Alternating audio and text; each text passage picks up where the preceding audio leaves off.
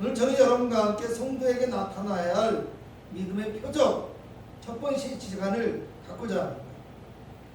감염병 확산의 위험이 높아지고 있고 일부의 교회에서 확산의 원인을 제공하여서 기독교가 비난의 대상이 되고 있는 현실입니다.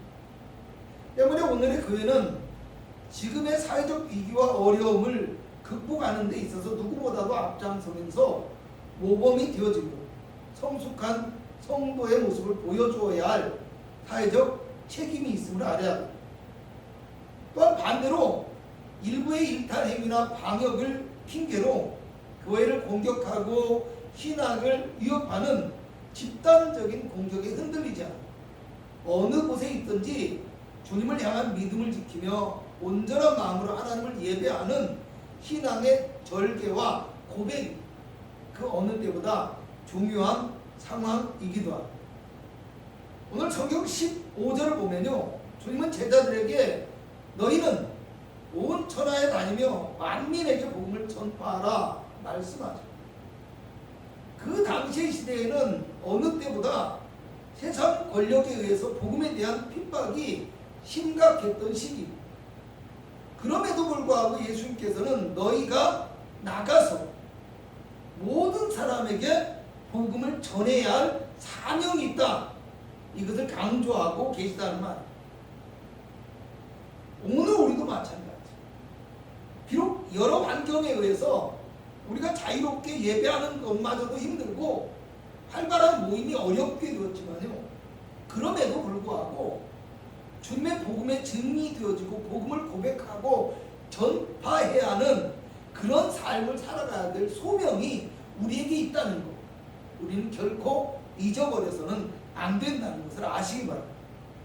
또한 우리가 복음의 증인으로서의 삶을 살아갈 때 복음을 말로만 전하는 것이 아니라 우리의 행실과 우리의 삶을 통해서도 복음을 전할 수 있어야 된다는 것도 기억해야 됩니다.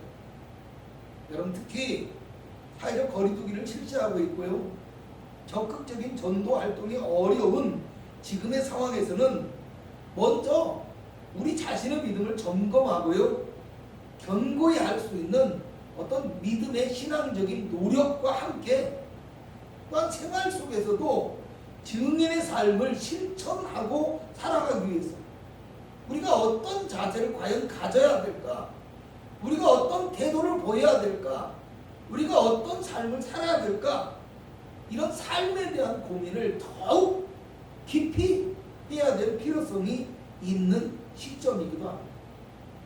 여러분, 다행스럽게도 주님은 오늘 17절에 믿는 자들에겐 이런 표적이 따를 것이다, 이렇게 말씀하고 있습니다. 여기서 따르리니라는 말은요, 가까이 따르다 또는 어떤 결과를 수반한다, 이런 뜻을 가지고 있습니다. 복음과 함께 표적이 더불어서 뒤따른다, 이런 말이 됩니다. 복음의 말씀을 우리가 단지 입으로만 전하고 증거하는 것이 아니라 믿음의 증거가 복음의 말씀과 함께 나타나게 될 것이다, 이런 말씀을 하시고 계십니다. 또 오늘 20절에 보면요, 제자들이 나가 두루 전파할 때 주께서 함께 역사하사 그 따르는 표적으로 뭐요? 말씀을 확실히 증언하셨다 라고 말씀하십니다. 말씀과 더불어 나타나는 표적으로 말미암아 말씀을 듣는 자가 말씀을 확실히 믿게 되어지는 복음 전도의 놀라운 역사가 일어나게 되었다, 이런 말이에요. 여러분, 복음을 전하면 표적이 따르고 그 따르는 표적으로 복음이 확실히 증거되어졌다, 이런 뜻입니다. 이걸 다시 복음의 증거가 어려운 오늘 우리의 현실에서 생각해 본다면요, 오늘 복음을 믿고 그리스도의 제자가 되어서 복음의 증인으로 살아가야 하는 우리에게는요, 어느 때보다 더 믿음의 무엇이 표적이 나타나야 될 필요성을 느끼게 된다라는 말. 어떤 사람에게는요, 여러분, 믿음의 표적 이렇게 이야기하니까요, 너무 어렵고 힘들고 그리고 막연한 이야기로 들릴 수도 있습니다. 하지만 오늘 성경을 보면요, 제자들이 믿음을 가지고 복음을 전하니까 주님께서 함께 하시고 더불어서 표적이 따르게 되셔서, 그렇죠? 표적이 따르게 하셔서 이 복음을 확실하게 해주셨다. 오늘 우리는요, 부족해요. 연약해요. 연약하고 부족하기 때문에, 그걸 알기 때문에 주님을 믿는 것인지도 모르겠잖아요. 그런데 오늘 우리가 부족해서 할 수 없습니다가 아니에요.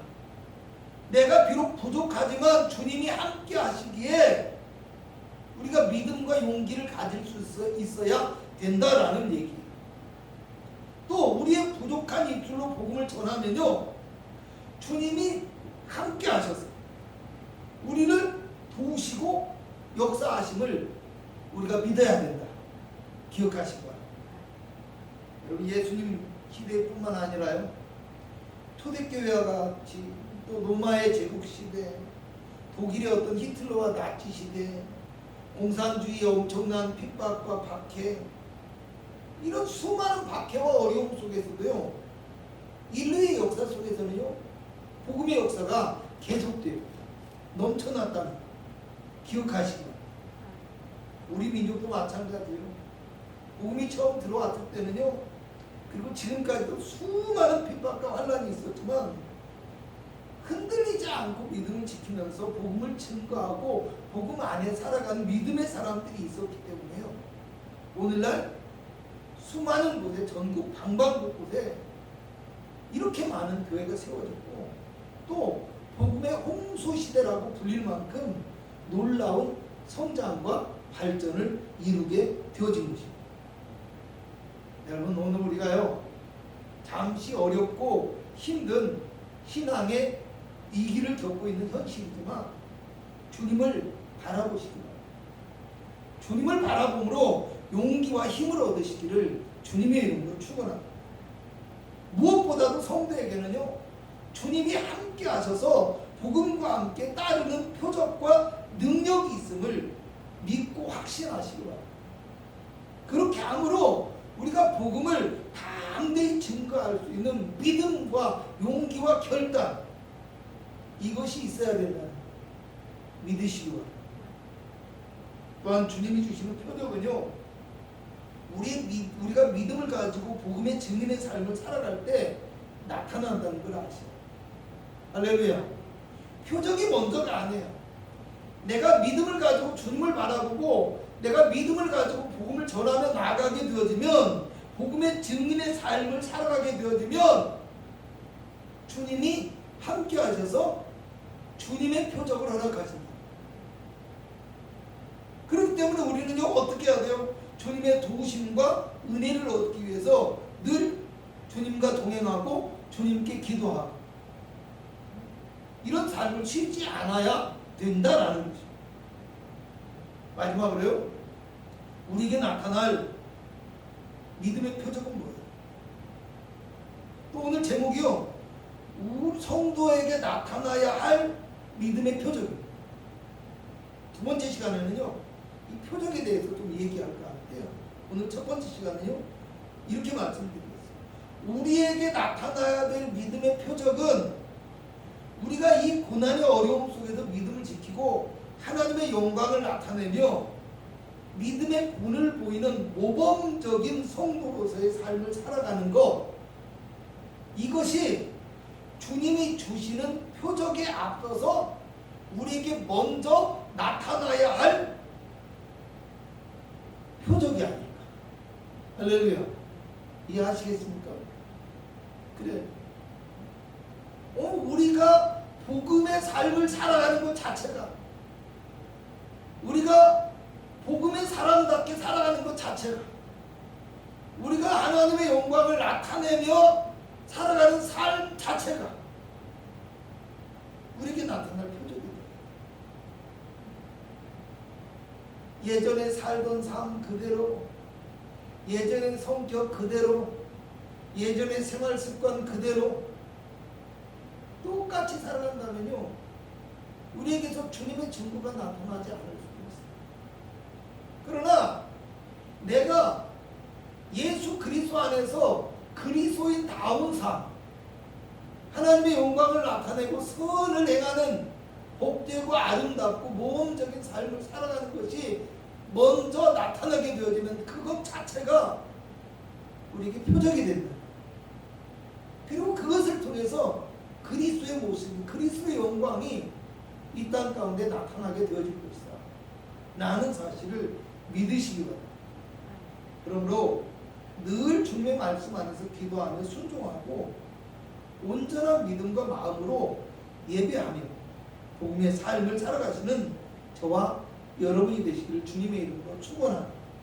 기도하겠습니다.